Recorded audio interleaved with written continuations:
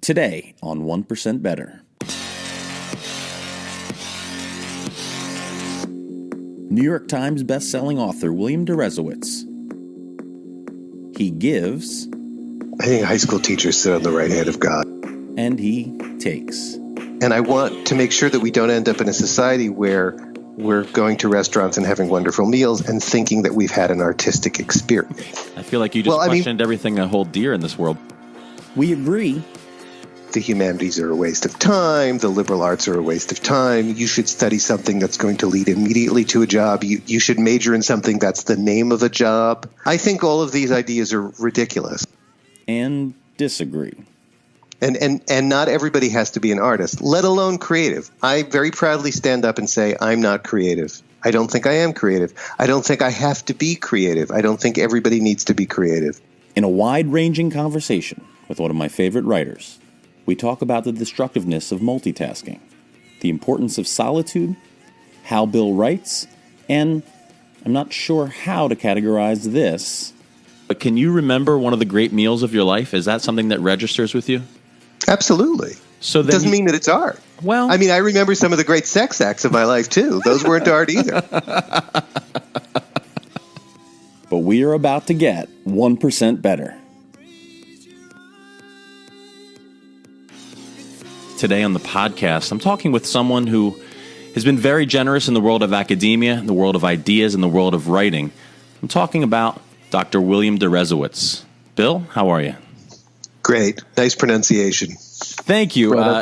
It's a little bit of the research that I've done, but the truth is my journalistic credibility may be in jeopardy today because I'm a fan. You know, I've read your stuff, and I love your work, and I love your ideas, so thank you. Thank you. The project started with the idea of improving daily, right? The law of marginal gains. And for you to come on, there's a lot of different ways we can go. But when I think of you and I think of your byline, it's a writer, but I think of you as a thinker. And I don't know if you've identified yourself that way, but I'd like to open with this idea in which you write in one of my favorite pieces of yours, Solitude and Leadership. You write, multitasking is not only not thinking, but it impairs your ability to think. I would argue that on the 1% Better project, if we're going to improve things, a great deal of that has to start with thinking. Could you talk a little bit about the idea and how you arrived at that clarity of understanding that the world in which we live with multitasking is not only not thinking, but it's actually getting in the way? Well, I think the confidence to make that statement came from a study that I think I mentioned in the same paragraph that actually went and tested this specifically among those who are supposed to be adept at multitasking, namely college students, and found that, in fact, even the things that multitasking is supposed to make you better at, it makes you worse at. But more broadly, I think my feeling about that started in the same place that so many of my observations start, which is my own personal experience. I mean, I think I don't refer to myself as a thinker. I think it's pretentious and, I mean, even hesitant to use the word ideas. But with those qualifications, let me say that I think that real thinking starts with personal experience. I mean, obviously, if we're not talking about specialized, physics or economics, but the kind of thinking that I try to do, which is looking at the culture around me, looking at how people live now, what seems to matter in the culture, what maybe should matter. The first evidence of that, the first sort of data field, has to be the self, has to be your own experience. And I didn't invent this idea. In some ways, it's the idea behind art. It's the idea behind literature, that, you understand the world around you first by understanding how it manifests in your own being.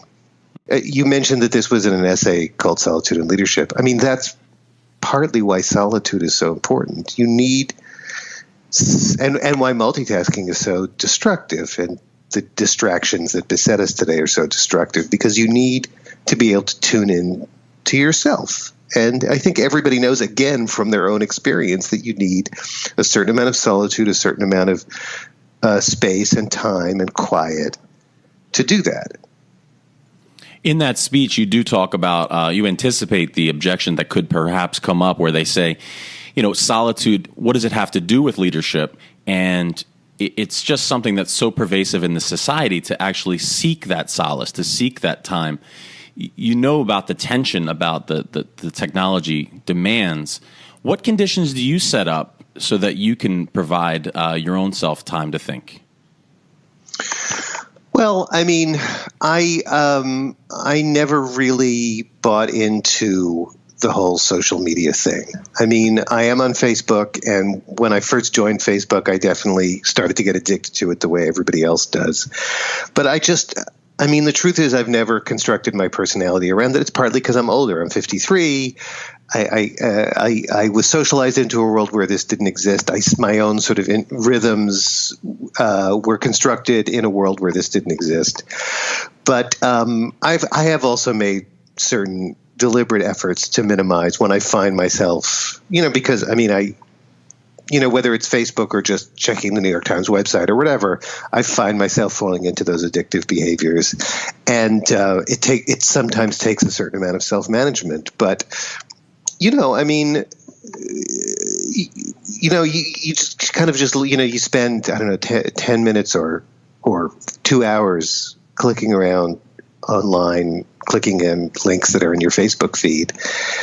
And you realize at the end of it that you've just wasted the time. It's just kind of empty. You don't even necessarily remember what you were reading. And I think that at least for me, is a good motive to keep that at bay and to remember that I actually get much more pleasure out of quietly reading one thing or quietly thinking about or working on one task and, following my thoughts. So again, it's not like any kind of, abstract virtue or code of conduct. It's just like, what's making me feel better ultimately. So with that in mind, and as a former college professor, you must understand the temptations that the young people of today are faced with.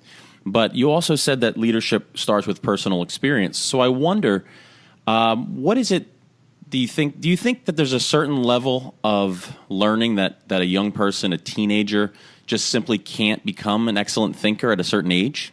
Is there a certain level of thinking that young people just can't do? No.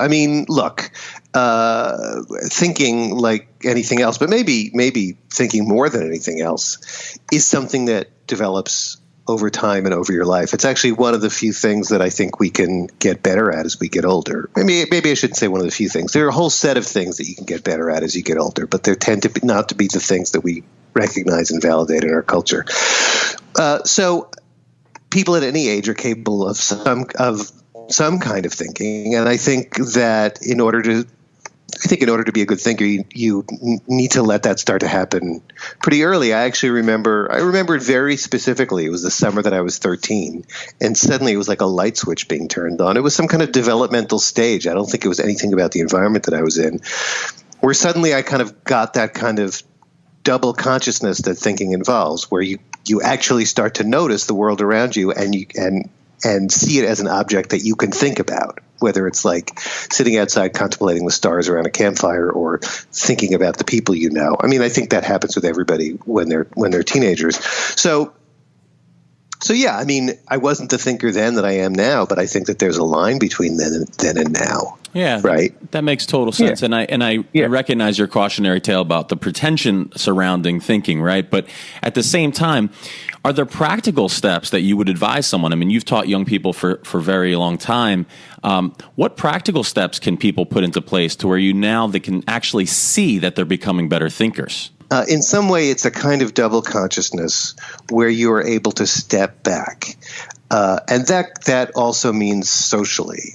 I think it's not only important to be literally alone sometimes, alone with your thoughts, or more to the point, alone with a book, because I really think that that's an irreplaceable thing. I don't care if this sounds old-fashioned.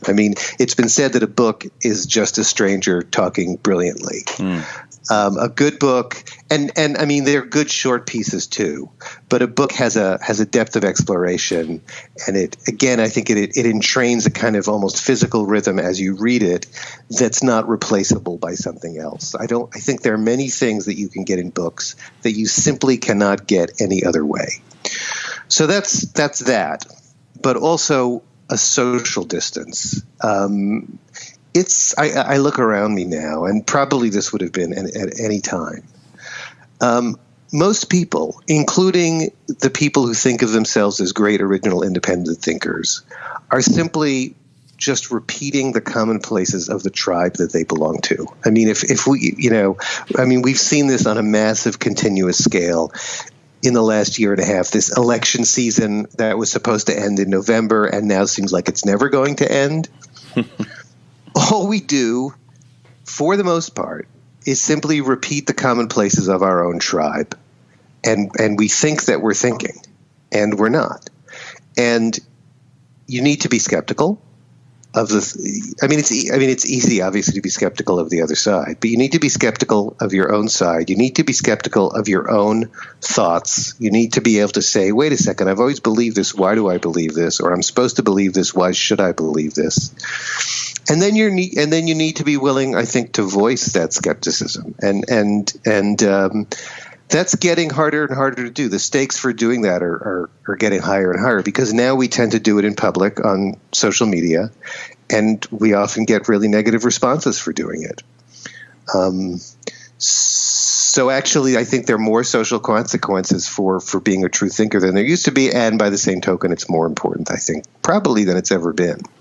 Yeah, and I have to say that I actually love the difficulty of the conversation, because it kind of underpins the whole discussion we're having, which is, thinking is not only difficult to do and not only an active process, but it's difficult to quantify. I mean, some of the things that I've read that you've said, I mean, you kind of remind me of the moment where you write, you find that your first thought is usually never your best thought. And in some ways, I would wonder that's probably one of the simplest definitions of great thinking. Possibly. Because I think the first thought is that instinctive reaction that you've been trained to have, and then when you dig into it, you start to get somewhere. Let me say though, and I find this to be deeply true, massively true in my own life. What we're doing right now, having a conversation, I think is also, for me, a hugely important instrument of thinking. I mean, when it's not adversarial, when it's not a stupid kind of shouty, vituperative argument, when it's two people trying to work things out together, this is often when my best ideas happen. Yeah. But you know what? I think that this kind of conversation is also as much under threat as solitude is, right? This kind of uninterrupted. You mentioned solitude and leadership, but actually that article grew out of an earlier one that the editors called The End of Solitude. And I talk about the impact of social media on solitude, but also on the form of solitude that is that one-on-one relationship. It's a different kind of solitude. Maybe solitude is the wrong word, but in some ways it represents that same kind of deep immersion. We have hundreds, thousands of contacts now of quote unquote friends. But I think the more we have and the more devices and the more distractions, obviously, the less time there is for this kind of. I mean, you asked about adolescence. I mean, I remember, now that we talk about it, and again, it's the talking about it that's helping me remember this. I remember as a formative aspect of my adolescence, especially like the last couple of years in high school, discovering this phenomenon of like, we just talked for 3 hours, and you'd go and tell like a third friend, like, oh my God, me and so-and-so, we just had this most amazing conversation. From what I hear about the way adolescents live today, that's getting harder and harder to do, where you're just alone with one other person for a long time and you're talking.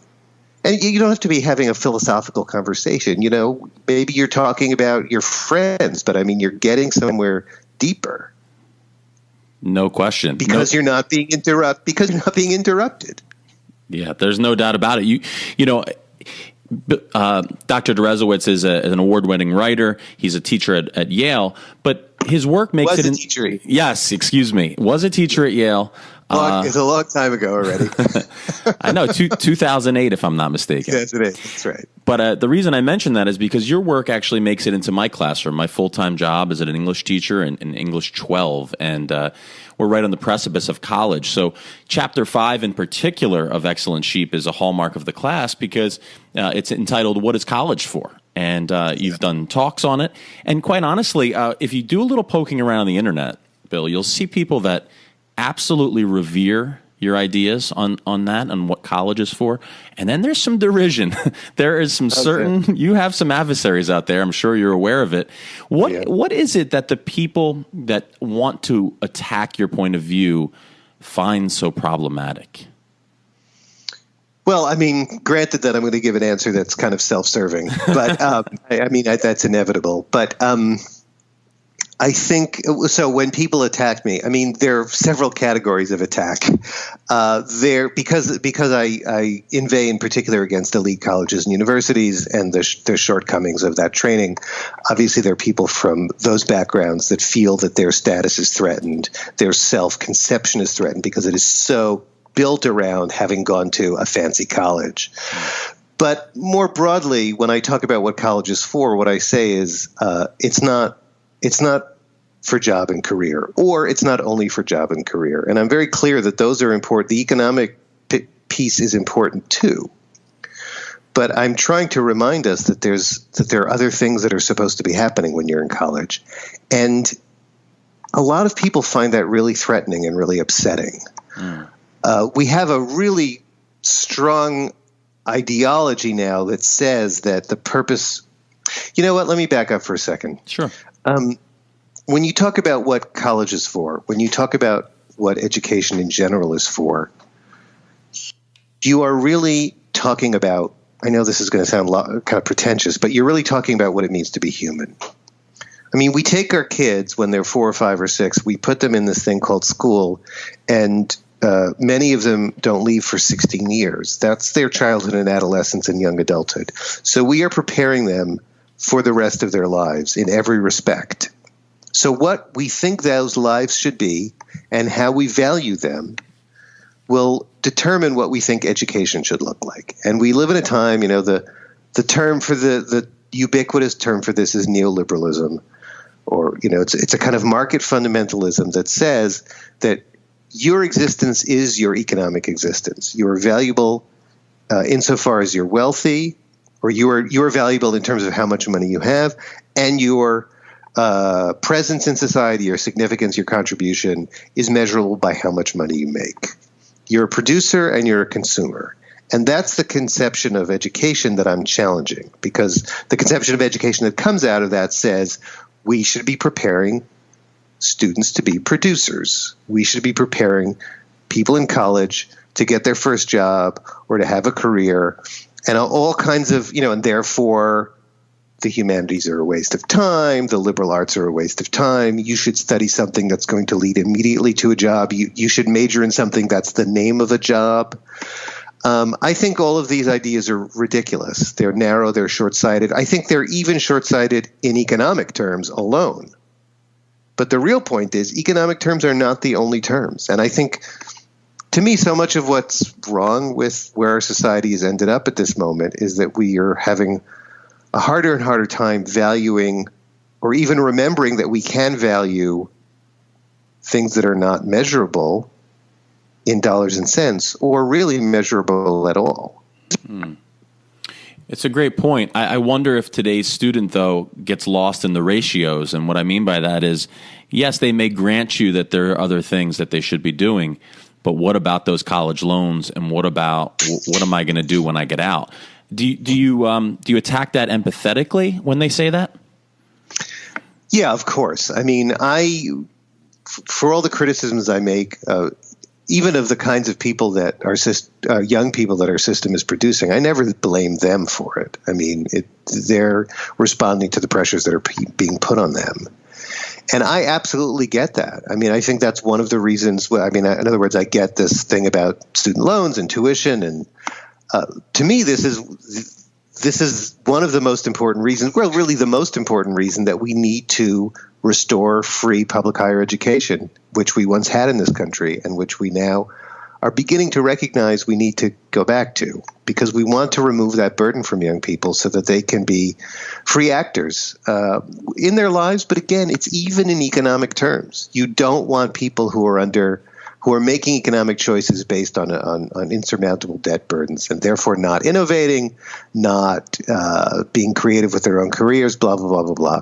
So, of course, I'm empathetic with young people, but I will also say to them, whether they have debt or not, because there are plenty of students who get out of college with no debt, maybe because they're from wealthy families, who feel equally constrained because they've been fed a steady diet since they were little kids of panic and pressure. Yes. And if you major in English, you'll end up sleeping under a bridge. And I try to call their attention to the fact that this is demonstrably not true.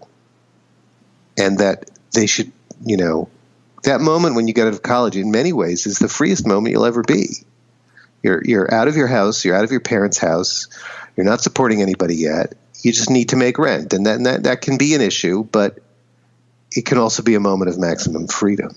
One of the ideas I hope fades for my students is when they say, I just have no idea what I'm going to study, and I wish someone would tell me what I'm going to do 4 years from now. And I can't say that it fills me with rage as much as sadness when I say, isn't that the point, right? The journey to, and again, that's where it sounds a little lofty and esoteric, but the reality is, imagine you and I having a chance to go back and do it all over again. In some ways, in the introduction to your book, you write, this book is very much a letter to your 20-year-old self. So to me, that's the anti-pretension. Yeah, I agree. And I would only say, not to sound like an old fart, but I was lost a lot when I was in college and for the first years after college. I didn't know what I should do. I never once remember thinking, I wish somebody would tell me. And I think it's symptomatic of many of the ways that we're miseducating and misraising our children now, that your students say that, because we're raising them to be responsive to adult demands, right? To be the hoop jumpers, to do what the grown-ups want them to do, right? To be the people that the adults in their lives want them to be. Even to the point of saying, I wish somebody could continue to do this for me. I wish somebody could continue to tell me what the next thing I'm supposed to do is. And when I called that book Excellent Sheep, which was a phrase that came from one of my students at Yale, that's what I was talking about. That when those hoops run out in the lives of these high achievers that I was teaching, very often they just run around looking for the next hoop because that's what they know. And so they'll go to law school, they'll get a job on Wall Street if they can do that, because those jobs tend to involve very little initiative and it's basically like more homework. It's like, do this thing, write this brief, or prepare this spreadsheet. You have to be really hardworking, you have to be really smart, but you don't have to. You don't have to pose your own problem. You don't have to be creative. Just do what we're telling you to do. When you think of creativity, you just mentioned the word creative. That's a word that buzzes around. You've written a great deal about it. What ideas, it's difficult to define, but what ideas come to mind to you when someone says, oh, what is the definition of creativity? Well, I mean, I'm wary of those kinds of definitions, especially when they're buzzwords that everyone has already decided are valuable, like creativity or leadership, and then they decide to ask themselves what they actually mean. And with the word creativity, especially as it's used today, it's really become a business concept. Like, it doesn't really mean, being an artist. Nobody wants you to be an artist. Only an idiot becomes an artist, because you'll end up sleeping under a bridge. Creativity means, quote unquote, innovation, right? Helping a Silicon Valley company come up with the next gadget or app. And that's why I think the word is buzzing around so much. To me, it's a moment where you are actually questioning the premises, the generally unnoticed pretmises that structure the situation as a whole. You're not trying to paint a better painting. You're rethinking what a painting might mean in the first place. Does it have to be representational? Yeah. Does it have to represent three-dimensional space, which is what the modernist painters, Cézanne, Picasso, the great sort of revolutionaries in painting, were beginning to challenge. Does music have to adhere to the 12-tone scale? I mean, these were moments of great creative breakthrough.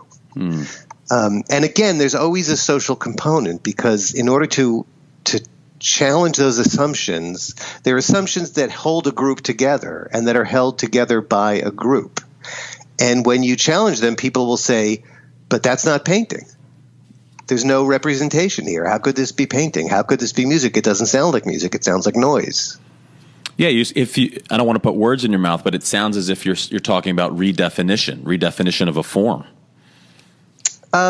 Yes, you could say that. I'm not sure how generalizable it is, but let me put it this way. To me, the moments of where I think I've been most insightful, or when somebody I'm reading seems to be the most insightful, is precisely moments where they're challenging, where they're noticing the frame, right?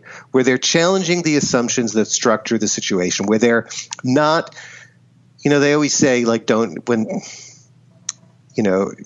accept the premise of the question. If you're like in a debate or something, or a news conference or whatever, don't accept the premise of the question, right? Mm-hmm. Think of, and I often, and when I'm doing a Q&A session and someone asks me a question, I will often point to the premise of the question. Like, who says that the richer you are, the happier you are? Who says that if you study the humanities, you'll never find a job? That makes sense. There's no doubt about it. When you talk about creativity, you're inevitably in some ways talking about art, I would argue. And, you led me to this recent talk where you spoke. It was just actually a quick comment, and I wonder if you had any pushback other than from me right now. You said that food is not art. And that hit me right where it hurts, Bill, because I thought about that a lot. It was one sentence in an eloquent talk of yours. And I started thinking about that. After you've stepped back from that, do you stand behind that? Oh, I completely stand behind it. I mean, actually, if you want to know what I'm working on now, I'm working on a book about the arts. It's really about the economics of the arts today and how artists make a living, and not just visual artists, but all writers and musicians and chefs. No, absolutely not. If you really want to have this conversation without taking too long, here's what I would say. Great. Not everything that's creative is art. And not everybody has to be an artist, let alone creative. I very proudly stand up and say, I'm not creative. I don't think I am creative. I don't think I have to be creative. I don't think everybody needs to be creative. And everybody wants to claim this mantle of the artist because there's still a lot of spiritual prestige and cultural credibility that attaches to it. So I'm not saying food isn't wonderful. I'm not saying it isn't creative. I'm saying art is a thing. It is something, and I will define it for you in a second. It's a thing that has value, and because it has value, I want to be clear about what it means and what it doesn't mean. And I want to make sure that we don't end up in a society where we're going to restaurants and having wonderful meals and thinking that we've had an artistic experience. You want to make sure we don't have that? We can go to restaurants and have wonderful meals and say that was a great experience. But you don't want us to take it to the level of art. I don't want us to start thinking that that's what art is. Wow. I feel like you just questioned everything I hold dear in this world. But here's the question I would ask to you and everyone else because there's a lot of pushback for that. People hate it when I say that. So here's what I would ask you. Why is it so important for you to think that food is art? Because, by the way, more than 10, 20 years ago, nobody would ever have thought that. No one would ever have categorized the culinary arts among, the genuine fine arts. So what's at stake for you in holding on to that? I think of the creative, right? I think of the chef. I think about to go broader, I think of the architect of the restaurant, right? Isn't it all about intentional decisions, intentional choices to put you in a space, both physically and then viscerally? So every intentional choice is an artistic choice? I thought about that, and I wouldn't say it quite that deliberately, but I would say that if someone is trying to present you with an experience and they've made some deliberate choices on how to present the cuisine, I feel like that would be in the ballpark of art for sure. Well, I mean, that's actually an interesting idea. I think I have to think about that a little bit more. I think people are structuring our experiences a lot. I mean, I think, businesses that we interact with structure our experiences. Does that mean that they're doing it, that every time they do that, it's artistic? Well, one of the things about this project for me is, and I thank you for being game to kind of go in a nonlinear way. So Sure. if I may, can you think, you don't have to name it, but can you remember one of the great meals of your life? Is that something that registers with you? Absolutely. So It doesn't mean that it's art. Well, I mean, I remember some of the great sex acts of my life, too. Those weren't art either. No, it's serious. I or let me put it a different way. I actually do remember, I'm not just saying this, I remember some of the great experiences of nature. You know, I live in Portland. We're right near the Columbia River Gorge, which is this magnificent thing. I grew up on the East Coast. There's nothing like it on a scale. There's a whole different scale of nature out here. And I very clearly remember the first time I saw the gorge. I wouldn't call the gorge a work of art. If it had been created by a human being, I would call it a work of art, but it's not. It's a sublime natural experience. Okay? Definitely. But if your words, not mine, if a sexual act is not art, then it's a very fine line then with saying that a dance is not art and a way to go that way. So this is not what I had planned, but it's where we're. Well, wait a second. You mean a dance like a choreographed ballet that's put on stage? Or a form of individual expression. Yeah, if you get up at a wedding and dance, even if you dance in a really funky, awesome way, I wouldn't say that that's art. I'm not denigrating it. I hear exactly. It's not art. Yeah, I hear exactly what you're saying. You're saying it can be one thing without the other, right? I'll acknowledge that. But it's a very interesting discussion. It falls right in the category of a lot of the things we were talking about earlier, with just the idea that, introspection is one way to think about it. Another way is through a conversation. So when you said you need to think about it more, to me, that's score one for Team Food, because you're going to go back and hopefully reach back out to me and say, you know what, that guy was right, because that set of choices that chef made, wow, he took food. Not everyone can do it. He took food to a place of art. Yeah, I have to say, I don't want to disappoint you. I will think about it more, but I don't think there's a high likelihood that I'm going to reach that conclusion. And again, you haven't really told me why it's so important for you. And again, nobody would have said this more than a few years ago. Nobody would have said, as much as there was admiration for chefs, there were famous chefs, nobody would have said that a chef is an artist. We say that now partly because we live at a time when everybody wants to think they're an artist, and this has a lot to do with the internet, and you just shoot your video, put it on YouTube, you're going to be an artistic sensation too, which is part of what my book is about, and partly because food has been elevated to a position of prominence that it's never had before in this culture. And at the same time, you can look to great food cultures like France or Italy, but those are also great high art cultures. And I don't think they confuse food with art there. I think the Italians know the difference between a great plate of pasta and an opera by Verdi. And the French know the difference between a great baguette and, a work of Renaissance painting, right? Mm. They have high art traditions, and I think that helps them. But we seem to have adopted food as the content of our culture, and we think we're having artistic experiences. I think it's partly because we don't really quite get what those actually are. I think this is a fun place to be, and obviously we need to move on just a bit. But I'll close by saying, on this matter, I'll say a plate of cacio e pepe is definitely different than a Vivaldi piece. However, I do think that if we're in Florence and we're having the cacio e pepe, I do think the chef would say, how dare you not call it art, in his own way over a bottle of Chianti. So that's something to think about, Bill. I really appreciate you pushing the envelope there a little bit. That was quite fun. In terms of talking about your actual pursuit of your daily craft, could you speak a bit about your daily habits in terms of, you said you're not creative, which also was something that shocked me, but if you're not creative, you're certainly it's like saying you're a pedophile. No. It's rare when, because we started the conversation with you saying you don't want to be pretentious when I called you a thinker. But obviously when someone else calls you that, I would hope you take it with the reverence that it deserves. However, if you're not creative, I'll grant you that. You're productive and you're insightful. Now, what is the daily life look like in a way to structure it so that can happen but not by accident? I'm at my desk within an hour or so after getting up, breakfast, feed the cat, and I get to work.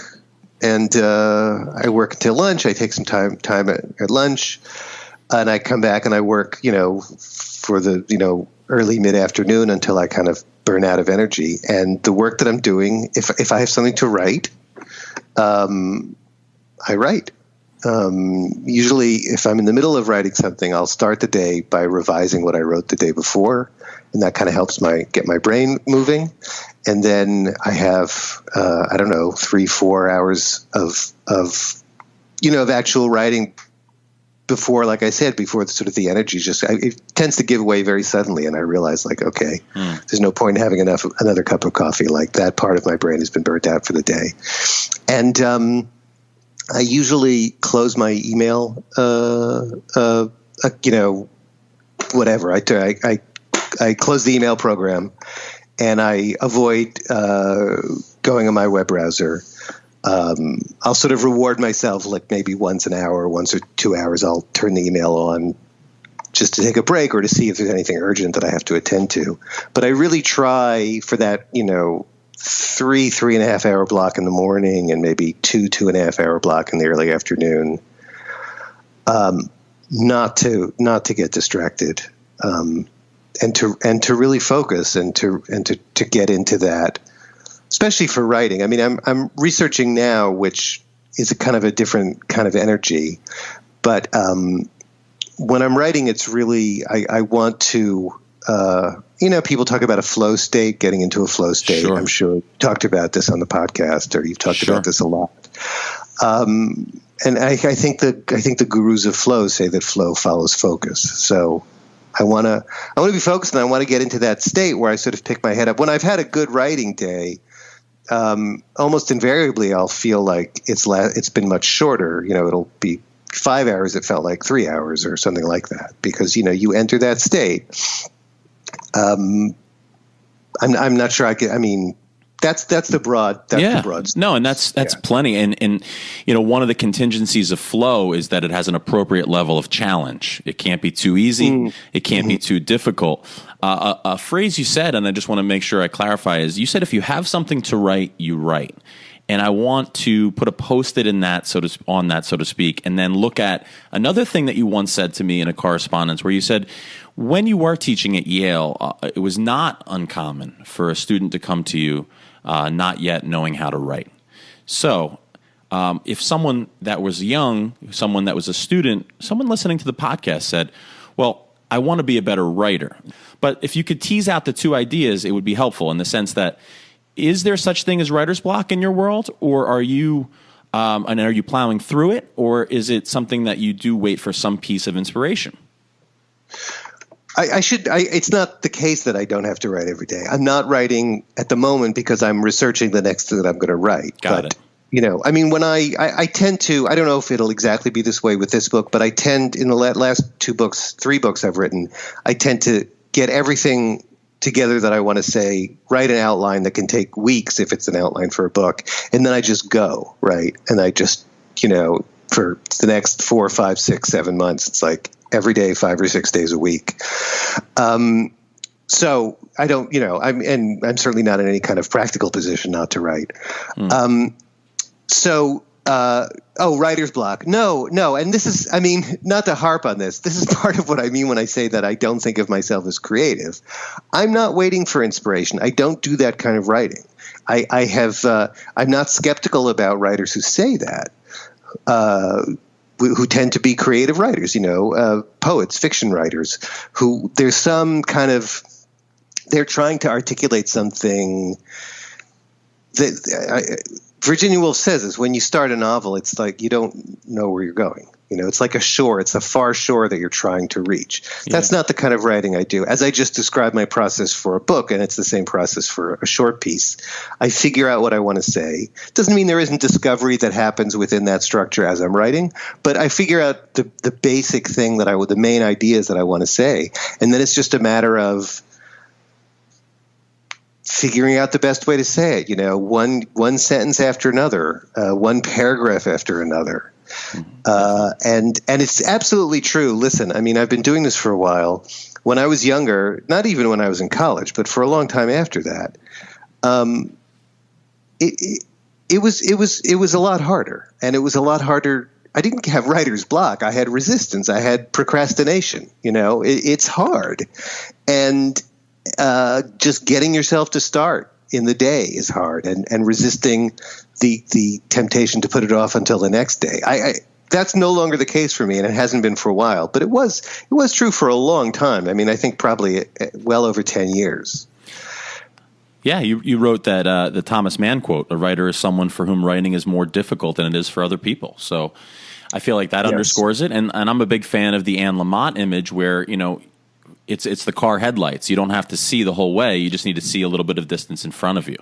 She says it a little more eloquently than I just did, but the concept. Yeah, no, that's great. I think that's great. Again, I think I'm not sure. I mean, because I have more because of the kind of writing I do, I think I have more of a picture of the whole. But certainly, I don't know what the next sentence is going to be. I don't know what the shape of it is going to be. I don't know the kind of at the atomic or molecular level, the phrases assemble themselves as you're writing. But of course, to quote, I think Nora Roberts, who writes, I think she writes a lot like romance and mystery novels, and she's unbelievably prolific. She's not, she's not what we think of as a highbrow writer. I think her rule is ass in the chair. Yes, no doubt. Yeah. I mean, I've heard that numerous times. I don't wait for inspiration. Oh no, I only write when inspiration hits me, and fortunately, it hits me at every morning 6 a.m. Right. I mean, but again, I've never been someone who doesn't sit down to write without knowing what I'm going to say. And I think more creative writers often face that. They face that blank page where they're actually, they may have their ass in the chair, but they don't necessarily know what they're going to do once they do. It's not like that for me. It's like, it's just, I think what I'm saying is, and I think this has helped me get past that earlier point where I was procrastinating or just finding it difficult, is that I treat it like a job. It's not an indulgence. It's not an option. It's a job. And I have no more right not to do it than someone who puts on a suit and goes to an office and has a task that they need to accomplish. And that helps a lot. I mean, it helps with discipline. It helps with getting too big for your britches. Yeah, it seems like you find it helpful to distance the romance of it. There's no romance and there's no glamour. I mean, which doesn't mean that I don't like doing it, and I enjoy doing it, and I certainly enjoy when people like what I write, and I'm proud of things that I write. I think romance and glamour, and I imagine this is true if you're a movie star too, they dissipate the closer you are to the object. Yeah, I agree with that, and not to force it, but it actually is the same analogy as a chef, right? You think it's a place of glamour, but essentially you're grinding out one meal after the other, which I don't know if hurts my argument or hurts yours, but the reality is I see what you mean. Now you're 53, you said. When you're 73, what do you hope to be doing? Pretty much the same thing I'm doing now. I mean, but doing it with more joy than you sound like right now, right? Because you're being almost, and you're not being humble. But for those listening, we see romance in what you do. You must understand that. Well, I try not to understand that. Okay. I'm not against it. Listen, I mean, when I say I hope to be doing what I'm doing, I mean, I'm not posturing there. I mean, like I said, my new book is about the economics of being an artist. Now, I don't consider myself an artist, but in terms of what I do, it's the same economics. I'm a freelance writer. And the economics of being a freelance writer are really tough no matter who you are. So I literally mean I hope I can still be doing this in 20 years. I hope economically it's still possible for me. In the course of doing this book, I've been interviewing creators. And when you ask people why they do what they're doing, they don't talk about wanting to change society or wanting to create beauty. What they always say is, I do it because I have to do it. There's a filmmaker. There's a I don't filmmaker know. who's like practically living on food stamps in Pittsburgh, who I just talked to, who's already done some remarkable work. She says, it's like an addiction. I do it because I don't have any choice, and if I could do something else, believe me, I would. She doesn't mean that she doesn't have other skills. Yes. She means like this is coming from an inner compulsion, and maybe that's the same as joy. I mean, listen, I don't know. I'm from a Jewish immigrant family. I don't have a lot of the genetic material that goes into the experience of joy, so I wouldn't worry about whether I experience joy or not. Maurice Sendak said that growing up, Maurice Sendak said that he thought Italians were just happy Jews. So I don't want to discourage anyone by not presenting as having a joyful experience. Again, I find it. I mean, it's that flow state, right? I find it on some level very pleasurable to be in the moment of writing, and I often get pleasure at what I've written. I mean, I really do. I do want to close by saying a few short things. One, I am a fan of your work, and I appreciate you pushing my boundaries today and actually being a great sport with me trying to push yours. So let's start there. Okay. And thank you for the work. If I was going to point someone to a really distilled version, but a great version of your work, it's that Mount Hood TEDx talk. To me, that 13-minute talk is where I would send people to kind of get a real sense of the main argument of the liberal arts education. But to me, required reading is Excellent Sheep, The Miseducation of the American Elite and the Way to a Meaningful Life. In my version of the meaningful life, and maybe even yours, it involves culinary delights, and it involves some real unjustifiable urge to call it art, which I'm going to think more about as we go. What would be the last kind of word you would tell people in terms of where else they can find you, or what you would hope would be one idea that they take from you? Well, I've got a website. They can find me there, and I have links to things on that. I'm constantly trying to question other people's assumptions and my own assumptions. I think that that's the way you think. I think it's also the way you stay kind of mentally alive and you let change into your life. I think it's really, I've gotten to the point in my life where I recognize that change is continuous and that change is a good thing. And I think on the mental level that has to do with not believing everything you think, as the bumper sticker says. I would have lost a bet to say that Bill Deresiewicz would say that we end with a bumper sticker, but that's where we'll end today. Bill, I thank you so much. Oh, you're welcome. My pleasure. He's Bill Deresiewicz. You can find him everywhere online. Not too much on Twitter, not too much on Facebook, but his book, Excellent Sheep, is his deepest work, in my opinion, and one you should seek out.